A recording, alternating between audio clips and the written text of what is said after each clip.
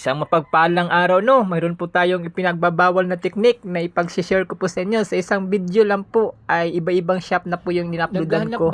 Para minsan kasi napapagod na rin po kasi ako sa pag-i-edit kasi alam niyo naman, yan po 919.7K. Tapos mayroon akong 11, mayroon akong 400 lang. So mayroon napakadami talaga ng viewers. Siguro nagiging milyon na yun kung ano na po siya, kung isang video lang siguro. Pero I am very thankful dahil na-boost po talaga yung iba. So may 4,600, 919.7K. Mayroon na po ako yun, re-upload po yan, 26,000 po.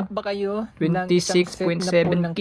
So talagang ganito lang po yung ginagawa ko, at para hindi naman po masasayang yung video na ginawa ko. So sa iba't ibang shop po ko po siya upload kahit isang video lang po. Hindi naman po siya violation kasi kine-check ko po siya. So ganito lang po yung mga technique ko. Sana po sa inyo ay gagana rin dahil sa akin gumagana talaga. So ito lang po yung i-share ko sa inyo. So wag niyo yung sayangin kasi same lang din naman yun. At as long as na hindi mo nakaw yung video, di ba? Sariling sayo talaga.